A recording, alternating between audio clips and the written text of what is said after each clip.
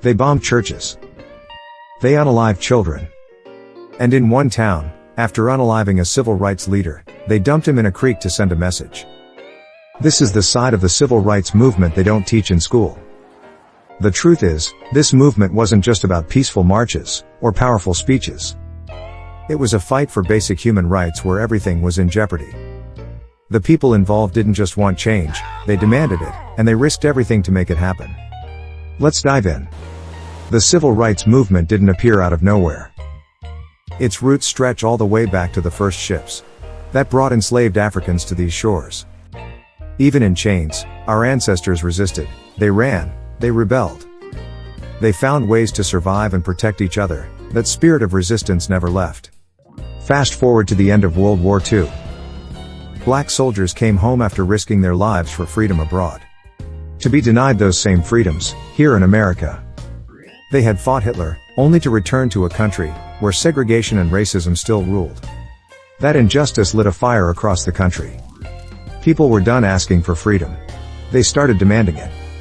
In 1954, the Supreme Court ruled in Brown versus Board of Education that segregated schools were unconstitutional. It was a legal win, but it didn't mean children walked into integrated schools the next day. Many schools ignored the ruling. In some places, states passed laws to keep schools segregated anyway. But this ruling cracked open the door. The fight was about more than just schools. Black Americans were denied rights in every part of American life, every single day. Public bathrooms, water fountains, lunch counters, even hospitals. The Civil Rights Act of 1964 finally made segregation illegal. But the path to that law was paved with blood and tears. Voting was another battle. Black citizens were told they couldn't vote unless they passed impossible tests or paid unfair taxes. Many were threatened, attacked, or even unalived just for trying to register. The Voting Rights Act of 1965 was put in place to end those unfair practices. But it didn't come easy. There were brave actions that helped push this movement forward. In Greensboro, 4 young black men walked into a Woolworth store, sat at the whites-only counter and ordered coffee.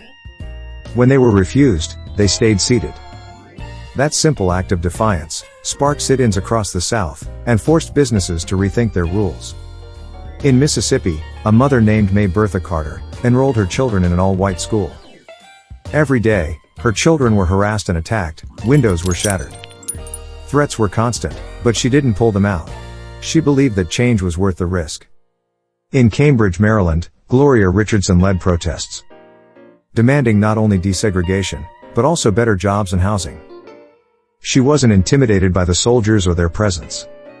She stood tall in the face of danger and kept moving forward. The Freedom Riders were another group that made headlines.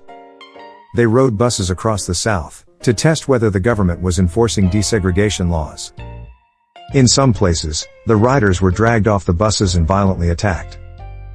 One bus was even firebombed, but the movement didn't stop. Then there were Selma marchers who set out on foot to demand voting rights.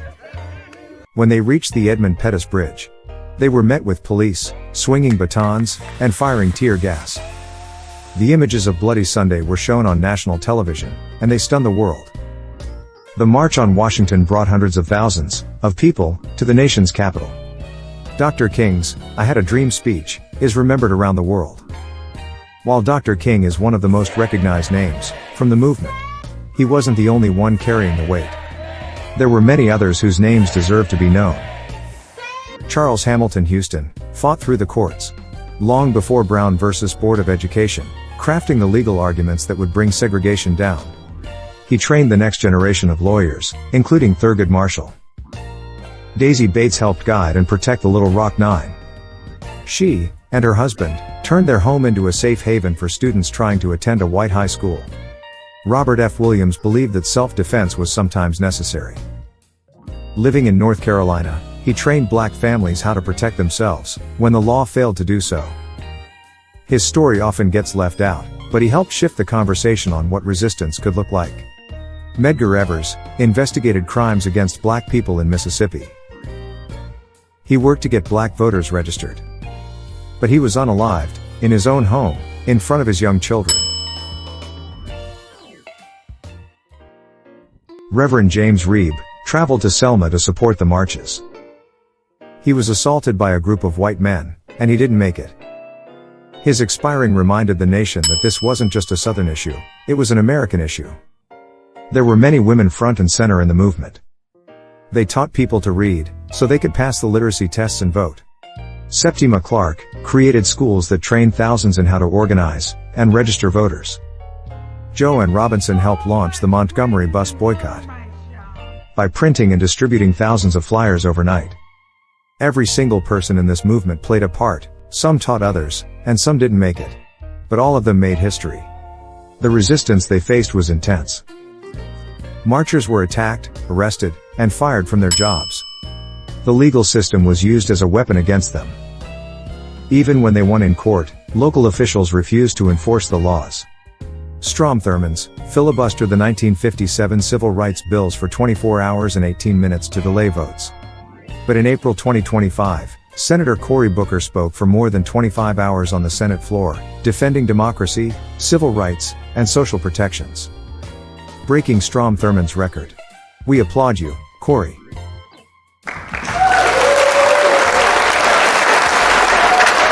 Governors stood in schoolhouse doors to block integration. Police departments sided with white mobs. The message was clear: those in power were not going to give up their grip easily. And yet, the movement pushed forward. The laws that were passed changed the country. The Civil Rights Act banned segregation. The Voting Rights Act protected voters, but passing laws doesn't erase hate, it doesn't heal centuries of harm. Today, racism still exists, it just looks different. Instead of poll taxes, we see voter ID laws that make it harder for people to vote. Instead of separate water fountains, we have underfunded schools in black neighborhoods. We experience redlining, unequal access to housing, and healthcare, instead of outright segregation. But the fight continues. Out of the civil rights movement came new waves of activism. The Black Power movement pushed for self-determination and pride. Criticism of the war on drugs revealed how laws were being used to lock up black men and destroy families. Police reform movements rose to call out brutality and demand accountability.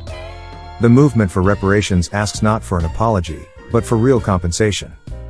All of these modern efforts were built on the shoulders of those who marched, sat, rode, and fought in the civil rights movement. And now, it's up to us. We can't afford to sit still.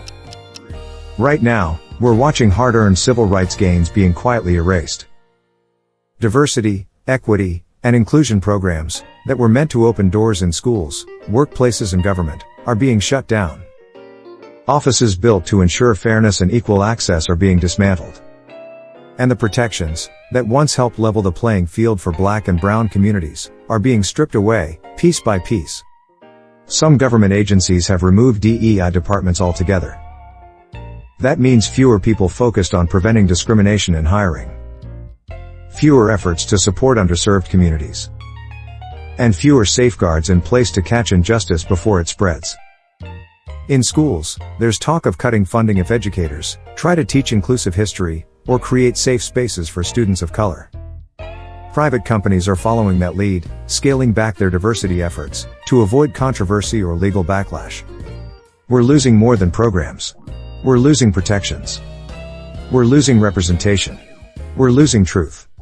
This isn't just about policies, it's about real people losing real opportunities. Students losing mentors who understood their struggles. Workers losing chances to grow in companies that once promised fairness. Families losing access to resources that were created to close gaps in healthcare, education, and housing. That's why we must keep showing up. We need to learn the real history and tell it boldly. We need to support black-owned businesses and community organizations that are still doing the work. Not only that, but we need to vote in every election, local, state, and national. We need to speak up when something feels wrong, even if it makes us uncomfortable. We need to protect what was gained, not just in memory but in action. And we must keep pushing for what's still missing, because the fight isn't over. It has just shifted to a new battlefield. And if we don't fight for it now, future generations may not even know what was lost. Let's not fail the ancestors. That's a wrap. History seekers. Getting to the roots is where history comes alive. We uncover the truth about Africa, African Americans, and American history, one story at a time. If you found this powerful story thought-provoking, watch more on our YouTube playlist, The 400-Year Journey from Africa to America, where we dive even deeper into the stories they never wanted you to know. Thanks for watching. Peace and love.